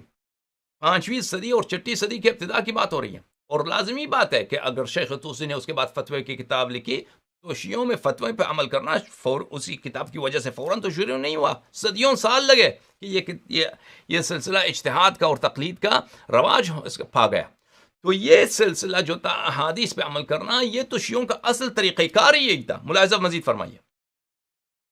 پھر وَإِلَيْكَ نَصُّهَا، یہ پھر کہتے ہیں کہ میں اس مقدمے کا نص آپ کو سناتا ہوں. یہ شیخ مکارم شیرازی جو ہے، ناصر مکارم خان، ناصر مکارم صاحب یہاں پہ اس پورے مقدمہ جو میں آپ کو سنا چکا ہوں ان کی کتاب سے، اس کو یہاں پہ اسی کو نقل کرتے ہیں. پھر انتہا، پھر اس مقدمے کے نقل کرنے کے بعد کہتے ہیں کہ فالمستفاد من هذه العبارات، کہتا ہے کہ آپ کو پتہ چل گیا، عبارت تو میں نے آپ کو پڑھ کے سنایا، آپ کو پتہ چلا کہ شیخ طوسی نے کیا لکھا ہے. کہتا ہے یہ لکھا فالمستفاد من هذه العبارات، جو استفادہ ہوتا ہے سمجھ میں آتا ہے اس مقدمے سے، وصریحها، بلکہ صریح الفاظ مقدمہ یہی ہے، کیا ہے؟ ان المقبول من التعريفات في ذلك العصر وما تقدمه انما هو ما كان ماخوذا من متوع الروايات وصريح الفاظها. اس زمانے میں جن ان تعلیفات کی مقبولیت تھی، ان تعلیفات پہ عمل ہوتا تھا جو کیا تھا، جو صریح الفاظ حدیث ہو، اس میں نہ فتوا تھا نہ مصنف کا اپنا قول. جیسے شیخ صدوق رحمہ اللہ کی حلال و حرام میں کتاب کیا ہے؟ من لا يحضره الفقيه. من لا يحضره الفقيه لکھا کس لیے؟ من لا يحضره الفقيه، اس کے مقدمے میں یہ اس کا نام یہی ہے کہ آپ کو فقیہ نہ ملے تو اس کتاب پہ عمل کریں. وہ رسالہ عملیہ ہے، رسالہ توضیح المسائل ہے، من لا يحضره الفقيه، کہ حلال و حرام پہ عمل کریں. سمجھ میں آ رہی نا؟ فقیہ بھی اس زمانے میں، فقیہ کا مطلب ہی یہی ہے. ائمہ طاہرین علیہ السلام کے زمانے میں مجتہد کو فقیہ نہیں بولتے تھے. مجتہد گالی ہے. اصل شیعوں میں اس زمانے میں اجتہاد ایک بری چیز تھی، ایک مردود، ایک کفر، فسق. ایک مجتہد یعنی فاسق ہے، دین سے خارج ہے، کافر کو مجتہد بولتے تھے. فقیہ کا فقیہ اور مجتہد میں بڑا فرق ہے. فقیہ وہ متفقہ فی الدین کرتا ہے، احادیث اہل بیت علیہ السلام کو سیکھتا ہے، احادیث اہل بیت علیہ السلام کو اپنا نصب عین بناتا ہے، اسی کی پرچار کرتا ہے، اسی کی نشر کرتا ہے، وہ لوگوں کو تعلیم دیتا ہے، اس کو فقیہ بولتے تھے. سمجھ میں آ رہی نا؟ اچھا، نص الفاظ، صریح الفاظ شیخ طوسی کے یہ ہیں کہ اس زمانے میں اور اس سے پہلے اب کس تعلیف شیعوں کے نزدیک کون سے تعلیفات ہوا کرتی ہیں؟ وہ تعلیفات ما کان ماخوذا من متون الروایات وصریح الفاظها، جو اس میں متن روایت ہو. فتویٰ متوا کوئی نہیں، متن حدیث لے کے آؤ، متن حدیث ہونی چاہیے کتاب میں اور صریح الفاظ حدیث ہو، ہم اس پہ عمل کریں گے. سمجھ میں آ رہی نا؟ تم اپنے الفاظ، تم کون ہو؟ تم کس کے، تمہارا باپ کون ہے؟ تو ہے کیا چیز؟ میں شیعہ ہوں امام صادق علیہ السلام کا، میں شیعہ ہوں 12 امام ہوں، تم میرے امام ہو نہیں ہو. ان کے الفاظ مجھے سناؤ، میں ان کے الفاظ ان سمجھاؤ مجھے. میں نہیں کہتا کہ مجھے سمجھ آتا ہے، نہیں. تم عالم دین ہو، فتویٰ اپنے جیب میں رکھو، سناؤ فرمان امام صادق علیہ السلام کو اور ہمیں سمجھاؤ کہ انہوں نے کیا فرمایا، اس پہ ہم عمل کریں گے. فإذا اتفق علماء ذلك الزمان على مسألة فالإنصاف في أنه يمكن الحدس القطعي من ذلك على وجود دليل معتبر سندا ودلالتان. تو مکارم شیرازی کہتا ہے کہ اگر ایسا ہے کہ اس زمانے میں صرف عمل حدیث پہ ہوا کرتا تھا اور علماء صرف حدیث اپنے کتاب میں لکھتے بھی تھے، صرف حدیث کے الفاظ، متون الروایات و صریح الفاظ حدیث لکھتے تھے، تو اگر ان کا کسی مسئلے پہ اجماع ہے، اگر ثابت ہو جائے ایسا، تو پتہ چلتا ہے کہ یہ مسئلہ حتماً منصوص ہے، یہ مسئلہ حتماً قطعی طور پر اس کی کوئی حدیث ہے اہل بیت طاہرین علیہم السلام کی جانب سے. میرے عزیزو، میں آپ کو ایک اور متن دکھاؤں. یہ مطارح الانظار تقریرات الشیخ العظم الانصاری طبع مؤسسۃ آل البیت. شیخ العظم، اس جماعت مجتہدین اس کو بولتے ہیں شیخ اعظم، شیخ مرتضی الانصاری رحمۃ اللہ علیہ. یہ بہت بڑے مجتہد ہیں، بہت بڑے ان کے نزدیک اصولی ہیں. وہ حقیقت بھی علم اصول میں، علم فقہ میں ان کے یہ حقیقت ہے کہ یہ ایک بہت بڑے جینیس تھے، بہت بڑے نابغہ تھے، بہت ہی ذہین آدمی، اور بہت بڑے محقق، اور سالوں سال تک نجف اشرف میں پڑھانے والے. اور مرحوم شیخ محمد حسن النجفی کے بعد اور مرحوم شیخ سید محمد حسن شیرازی اول مجدد شیرازی کے بعد یہ مرجع اعلیٰ بنے نجف اشرف میں، اور بہت عرصے تک یہ مرجع اعلیٰ تھے. اور ان کی 2 کتابیں ہیں، ایک مقاصد اور ایک رسائل، جو حوزہ علمیہ میں سطوح متوسطہ بلکہ سطوح عالیہ میں پڑھایا جاتا ہے. اور یہ علم اصول کے جو سارے دروس خارج ہیں، سب انہی کے نظریات کے مدار پہ چلتی ہیں. انہی کے نظریات. نمبر 1 نظریہ جو کس کا مقبول ہوتا ہے، کن کا؟ شیخ اعظم کا. اور یہ شیخ کہتے ہیں تو ان کا مطلب یہی ہوتا ہے کہ شیخ مرتضی انصاری، اور کو کبھی شیخ کہتے ہیں، کبھی شیخ اعظم کہتے ہیں. نہایت ان کی احترام ہے اور ان کی بہت بڑی منزلت ہے ان کے نزدیک. اور یہ کتاب مطارح الانظار ان کی کتاب ہے علم اصول پر، ان کے دروس کے تقریرات ہیں علم اصول پر. اچھا، یہ علم اصول کے 2 قسمت ہیں، ایک مباحث الفاظ، ایک قطع ظن. یہ قسمت ہے اس کی مباحث الفاظ کے، اور اس کا قطع ظن جو ہے وہ رسائل کہلاتا ہے. اچھا، فرائض الاصول جو کہلاتا ہے. اچھا، مطارح الانظار تقریرات الشیخ اعظم الانصاری طبع مؤسسۃ آل البیت. یہ ملاحظہ فرمائیے اس کتاب میں صفحہ 291 میں میرے عزیزو، خوب دیکھیے ان کا بہت بڑا مجتہد، یہ جتنے بھی مجتہدین ہیں آج کل، یہ سب کے سب انہی کے الفاظ کو، انہی کے نظریات کو نمبر ایک نظریے کے طور پر مانتے ہیں اور اس کی اتباع کرتے ہیں. سمجھ میں آ رہی نا؟ یہ شیخ مرتضی انصاری ایک وہی شخصیت ہے. یعنی خوئی، یہ سیستانی وغیرہ یہ تو گنتی میں بھی نہیں آتے ہیں. سیستانی یہ مجتہدین کے حساب میں، یعنی جو تاریخی طور پہ عظیم مجتہدین ہیں، یہ تو گنتی میں نہیں آتا نا. یا شیخ وحید خراسانی وغیرہ ہیں، یا مثلا یہ موجودہ دور کے، یہ تاریخی لحاظ سے، علمی لحاظ سے یہ تو ان کی اتنی حیثیت نہیں ہے. تاریخی حیثیت ہے جو حیثیت ہے مثلا خوئی کی ہے، خوئی بھی ان کے مقابلے میں کچھ بھی نہیں ہے شیخ مرتضی انصاری کے مقابلے میں. سمجھ میں آ رہی ہے نا؟ یا مثلا نائینی ہے، یا آخوند صاحب کفایہ ہے، یہ بھی شیخ مرتضی انصاری کے مقابلے میں کچھ بھی نہیں. یعنی علم اصول میں دیکھا جائے تو نمبر ایک شخصیت ان کے نزدیک کون ہے؟ شیخ مرتضی انصاری. کیونکہ شیخ مرتضی انصاری سے پہلے جو علم اصول تھا وہ شیعوں میں وہ عمری کتب پڑھایا جاتا تھا. یعنی جاحظ کا جو علم اصول پہ کتاب تھا اس کو پڑھایا جاتا تھا، اور اس کے علاوہ معالم، کتاب معالم، بس یہی تھا. کتاب معالم کو بہت تحقیق کے ساتھ اور اس کو بڑا چڑھا کے پڑھاتے تھے، اور اس کے علاوہ جاحظ کا جو علم اصول ہے وہ کتاب پڑھایا جاتا تھا حوزوں میں. اچھا، ان کے بعد جو ہے بہت تحول لے کے آیا یہ شخص. اچھا، صفحہ نمبر 291 میں ملاحظہ فرمائیے، ان امر الامام علیہ السلام بالاخذ من زرارة وابان واسحاق ويونس وزكريا وعميري ونحوهم. کہتا ہے تم کہتے ہو کہ ائمہ، کس سے کہتا ہے؟ مجتہدین سے کہتا ہے. دیکھو مجتہدین، احادیث میں آیا ہے کہ امام علیہ السلام نے فرمایا کہ اخذ کرو. عربی زبان میں کہتے ہیں اخذ کرو. اخذ کرو سے کیا مطلب؟ یعنی سیکھو. کیا مطلب؟ سیکھو. امام علیہ السلام نے امر کیا ہے کہ سیکھو. تم کن سے سیکھو؟ ان افراد سے، زرارہ سے، ابان ابن تغلب سے، اسحاق سے، یونس سے، زکریا سے، عمیری ونحوہم، ان جیسے جو بڑے روات ہیں. ائمہ طاہرین علیہ السلام نے اپنے زمانے میں شیعوں کو امر کیا ہے کہ ان سے اخذ کرو، ان سے اخذ کرو، ان سے اخذ کرو. تو فرمایا کہ ان سے اخذ کرو. یہ امر امام علیہ السلام یہ کیا تقلید پہ دلالت کرتی ہے؟ کہ ان سے تقلید کرو؟ کہتا بے وقوف، بے وقوف. امام علیہ السلام نے یہ نہیں فرمایا کہ ان سے تقلید کرو. امر الامام علیہ السلام بالاخذ، امام علیہ السلام نے اخذ کیا ہے کہ اخذ کرو. امر کیا ہے کہ اخذ کرو. کن سے؟ زرارہ سے، ابان سے، اسحاق سے، یونس سے، زکریا سے، عمیری ونحوہم، اور ان کی طرح جو ان کے درجے کے دوسرے روات ہیں. ممن ادرکوا شرافت حضورہ علیہ السلام، جن کو شرف حضور امام علیہ السلام ثابت شامل ہوا. وَأَخَذُوا مَعَالِمَ الدِّينِ عَنْهُ بِالسِّمَاعِ وَالشَّفَاهَةِ، اور انہوں نے بالسماع یعنی سننے کے ذریعے، شفاہہ مکالمے کے ذریعے امام علیہ السلام سے معالم الدین انہوں نے سیکھا ہے. امام علیہ السلام نے اخذ کیا ہے، امر کیا ہے کہ کیا؟ ان سے اخذ کرو. اخذ کرو، اخذ کرو کا کیا مطلب؟ یعنی سیکھو، لے لو، ان سے لے لو، لے لو، اخذ کرو. لا يدل على جواز الاخذ بقول كل من يفتي باجتهاده تعبدا.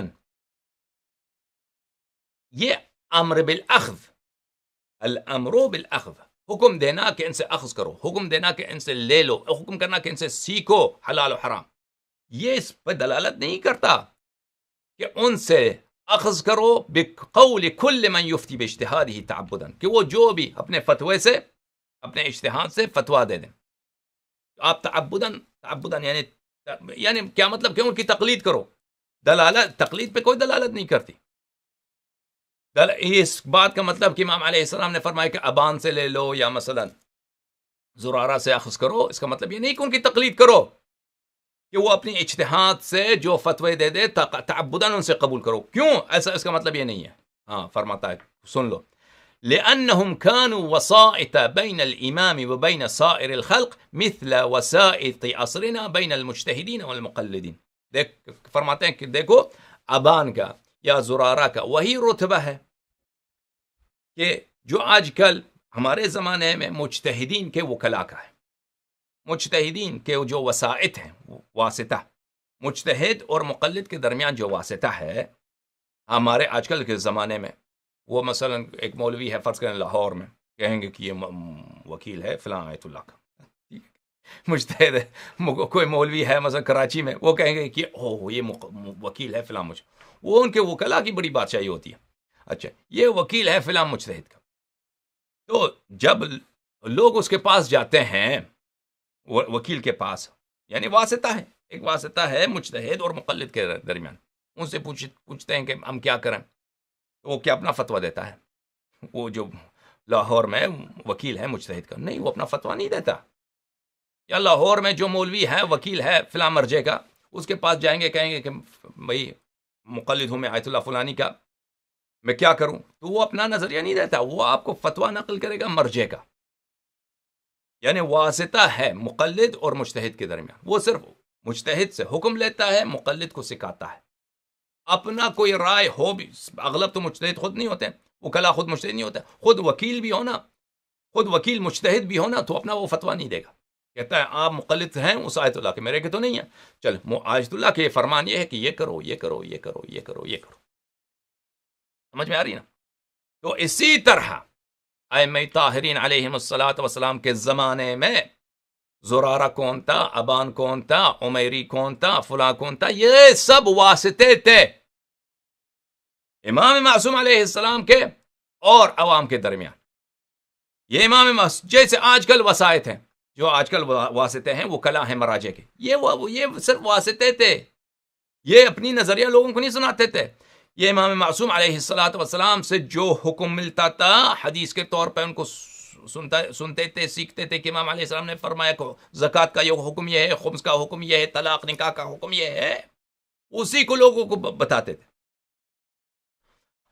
لأنهم كانوا وسائط، کیونکہ یہ لوگ واسطہ تھے، وسائط تھے، واسطہ تھے، مڈل مین تھے، بین الامام و بین سائر الخلق، امام اور شیعوں کے درمیان.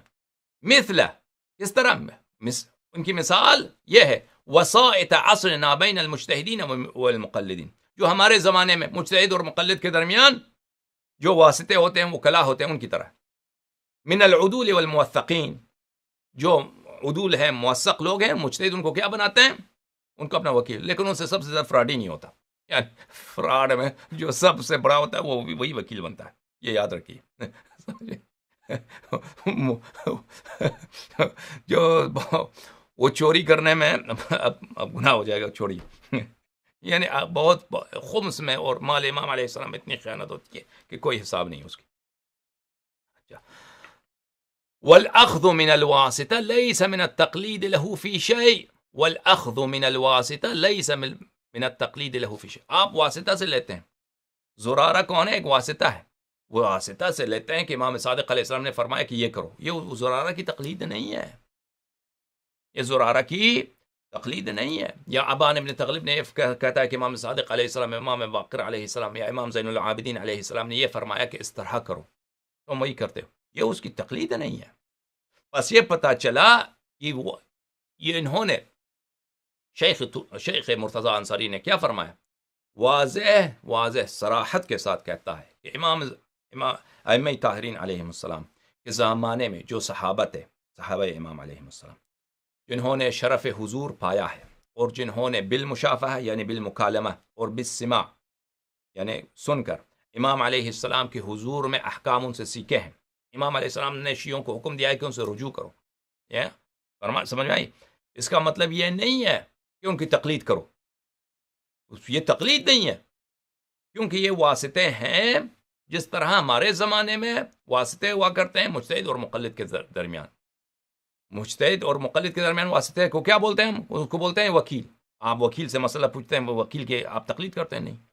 اسی طرح ان کی تقلید نہیں ہوتی تھی. اب مزید اس بات کی توضیح انشاءاللہ تبارک و تعالی کل آئے گا انشاءاللہ، بہت سارے اعترافات مجتہدین کے آپ کو دکھائیں گے. اچھا، اب آپ کے ہم پڑھتے ہیں سوالات کے. سوال آپ کے کیا ہیں میرے عزیزوں؟ سوال جو انہوں نے کامنٹس کے طور پہ آپ لوگوں نے لکھے ہیں، میں ان کا جواب دینے کی کوشش کروں. پہلے شروع کرتے ہیں فیس بک سے، ٹھیک ہے؟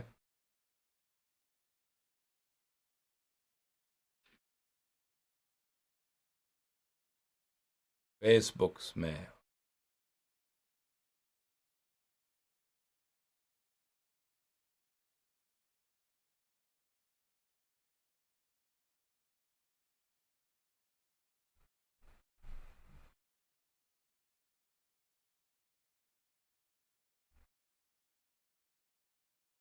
اچھا جناب، وہ اردو میں لکھیں، جو انگلش میں اردو کو انگلش میں لکھتا ہے میں اس کو نہیں پڑھوں گا بھائی، پڑھنے میں مشکل ہوتی ہے. آپ تقلید کو مضمون جانتے ہیں. حیدر شاہ کہتے ہیں جب علم جرح و تعدیل میں روات کی تعدیل اور جرح میں آپ بلا دلیل علماء کی تحکیم کو حق جانتے ہیں تو یہ بھی تقلید ہے. اور یہ بات بھی یقینی ہے کہ احادیث جو دین کا حصہ ہے اور ان کا انحصار سند پہ ہے، یہاں آپ بھی تقلید کرتے ہیں. اس کا جواب دیں. تو یہ تو مجتہدین پہ ہوا نا. آپ آپ کہتے ہیں دیکھیں یہ ان کا جو اشکال ہے حیدر شاہ صاحب وہ مجھ پہ نہیں ہے عزیز، وہ مجتہدین پر ہے. وہ خوئی صاحب پہ، سیستانی پہ ہے، وحید خراسانی پہ ہے، مجھ پہ نہیں ہے. وہ آپ کہتے ہیں کہ وہ مثلا خوئی کیا کرتا ہے، اس حدیث کی کتاب کو اس نے اٹھا لیا، ٹھیک ہے نا، حدیث کے کتاب کو اس نے اٹھا لیا، کہتا ہے یہ حدیث صحیح ہے، حدیث غلط ہے. کہتا ہے یہ حدیث کیوں صحیح ہے، کیونکہ اس کو شیخ نے کہا کہ یہ ثقہ ہے، فلان نے کہا یہ ثقہ ہے اور یہ ثقہ ہے، اس کی توثیق نہیں ہوئی. تو یہ ان کی بات کر رہے ہیں نا آپ، جو اسی طریقے سے عمریوں کے طریقے سے بخاری مسلم کے طریقے سے ہماری احادیث کو ضعیف اور صحیح کرتے ہیں، وہ خود مقلد ہیں. بات بالکل آپ کی صحیح ہے، وہ تقلید کرتے ہیں. مقلد کون ہے؟ مقلد کون ہے؟ بات بالکل آپ کی صحیح ہے. خوئی ہے، مقلد کون ہے؟ وہی خراسانی ہے. مقلد کون ہے؟ سیستانی ہے. یہ ہیں کہ تقلید. ان کے پاس کیا معلوم فلاں راوی جو 1000 سال پہلے مرائے دنیا سے گیا ہے وہ ثقت ہے یا ثقہ نہیں. وہ کسی کے نقل قول پر، کسی کے اجتہاد پہ وہ عمل کرتے ہیں، کیونکہ شیخ توسی نے خود بھی نہیں دیکھا، نجاشی نے بھی ان کو نہیں دیکھا، کشی نے بھی نہیں ان کو نہیں دیکھا، حلی نے بھی نہیں ان کو نہیں دیکھا. تو انہیں کے کتب پہ مراجعہ کر کے یہ کہتے ہیں کہ فلانی ثقہ ہے. ثقہ کیوں ہے؟ کیونکہ شیخ نے کہا ہے ثقہ. شیخ تو اجتہاد کے طور پہ کہتا ہے ثقہ ہے. شیخ تو خود اصلاً آپ کہتے ہیں کہ کوئی شخص ثقہ ہے یا نہیں، یہ ایک نظریہ ہے. آپ چاہے وہ دیکھ بھی لے، وہ بھی ایک نظریہ ہے، ایک اجتہاد ہے. تو وہ آپ کسی کے ظن و گمان کی پیروی کرتے ہیں. بات آپ کی بالکل صحیح ہے، بات بالکل آپ کی صحیح ہے. آپ مجھ پہ تنقید نہیں کر رہے، آپ اپنے بڑے اکابر مجتہدین پہ تنقید کرتے ہیں. میرا طریقہ کار احادیث میں یہ نہیں ہے جو آپ سمجھتے ہیں. میرا طریقہ کار احادیث میں یہ نہیں ہے. یہ میرا طریقہ کار شیخ صدوق کا طریقہ کار ہے، کلینی کا طریقہ کار ہے، ان اکابر کا جو شیعوں کا طریقہ، ائمہ طاہرین علیہ السلام کا طریقہ کار ہے. میں جماعت عمریہ بخاری مسلم سے علم حدیث نہیں سیکھتا. مجھے بخاری مسلم خوب طرح آتی ہے. جو اتنا خوئی، وحید خراسانی، سیستانی، ان سب کو ملا دیں، شیخ مرتضی انصاری، ان سب مجتہدین کو ملا دیں، یہ بخاری مسلم میں میرے علم کا ایک حصہ بھی نہیں ان کے پاس نہیں ہے. لیکن اس کے باوجود میں اس بات کو عیب سمجھتا ہوں، بلکہ فسق سمجھتا ہوں، بدعت سمجھتا ہوں کہ ایک شیعہ عالم احادیث اہل بیت علیہ السلام کے معرفت میں عمریوں کی طریقہ کار کی پیروی کرے. اور یہ ایک بدعت ہے جو ہمارے ہاں جاری ہے کہ آپ کے اکابر مثلا بالکل خوئی اور خوئی کے جو شاگرد حضرات ہیں، ابو القاسم خوئی رحمۃ اللہ علیہ ان کے شاگرد ہیں، بالکل یہ ان میں سیستانی بھی ہے، ان میں وحید خراسانی بھی ہیں، یہ سب ہیں. یہ کیا کرتے ہیں؟ یہ جماعت عمریہ کے پیروکار ہیں احادیث کی معرفت میں، احادیث کی شناخت میں. آپ نے حیدر شاہ صاحب جو آپ نے نقد کی ہے وہ میری نقد نہیں ہے، آپ کے اپنے مراجع کی نقد ہے.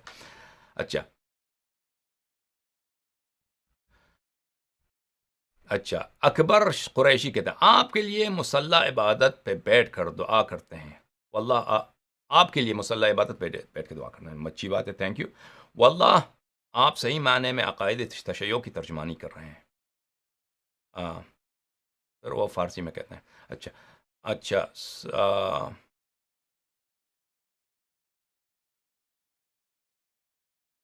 قبلہ کہتے ہیں کہ من گذشته محرم رفتم کتابخانه مدرسه حجتی خواستم چند تا کتاب پیدا کنم. وقتی که کتابخانه داخل شدم مسئول کتابخانه را دیدم، نوارهای شما و ویدیوی شما را گوش میکرد. خیلی متعجب شدم، پرسیدم که ایشان را میشناسیم؟ میگفت بله، خیلی ما خیلی خوب آشنایی دارم. میگه که یکی طلاب مدرسه حجتیه بود، الان منحرف شده. من خیلی خدمه پرسیدم چطور منحرف شده؟ میگه که الان این اخباری شده و هیچ فتاوای مراجع قبول نمیکنه. از من پرسیده شما چطور میشناسید؟ گفتم آدم خیلی خوب این آقا ما. اللہ کل حال بہت شکریہ آپ کا، خدا آپ کو جزائے خیر دے، خدا آپ کو عزت دے. اکبر قریشی صاحب قبلہ آپ اپنے رابطے کے وسائل مرحمت فرمائیں تاکہ جن کتب کے آپ حوالے دیتے ہیں ان کا ترجمہ اردو میں کیا جائے. آپ سلامت رہیں. واسطے تو دیتے ہیں بھائی آپ کو، وہ اسکرین پہ دکھاتے ہیں، اس سے زیادہ آپ کو کیا چاہیے؟ ہاں، اس سے زیادہ آپ کو کس چیز کی ضرورت ہے؟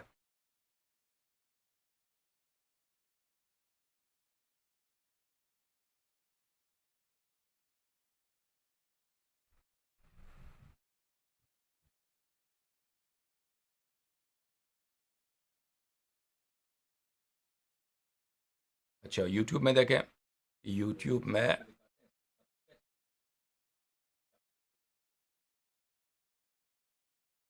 یوٹیوب میں دیکھوں کہ یوٹیوب والوں کے پاس کیا نقد ہے. اچھا انگلش میں لکھتے ہیں بھائی، اردو کو انگلش میں لکھتے ہیں، ہم اس کا جواب نہیں دیتے، پڑھنے کی کوشش بھی نہیں کرتے. محسن علی مغل صاحب،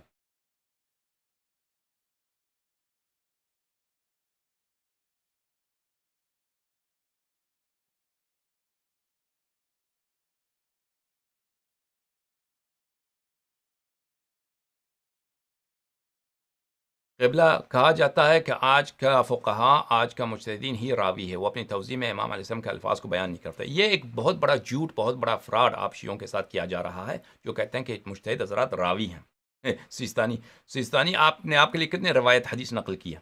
حدیث ایک بھی نقل نہیں کرتا. وہ جو شخص آپ کے لیے ایک حدیث بھی نہیں نقل کرتا، وہ کس لحاظ سے راوی ہے؟ انشاءاللہ اس متعلق ہم مزید بات کریں گے. راوی غیر مجتہد ہے، مجتہد راوی نہیں ہے، راوی مجتہد نہیں ہے. راوی وہ شخص ہے جو حدیث روایت کرتا ہے، مجتہد وہ شخص ہے جو اپنے خیالات کا اظہار کرتا ہے، جو اپنی رائے کا اظہار کرتا ہے. سمجھ میں آ رہی نا؟ اس لیے مجتہد راوی نہیں ہے. یہ ایک بہت بڑا فراڈ ہے، ایک بہت بڑا جھوٹ ہے جو آپ کے ساتھ کیا جاتا ہے، جو آپ شیعوں کے سے کہا جاتا ہے. اچھا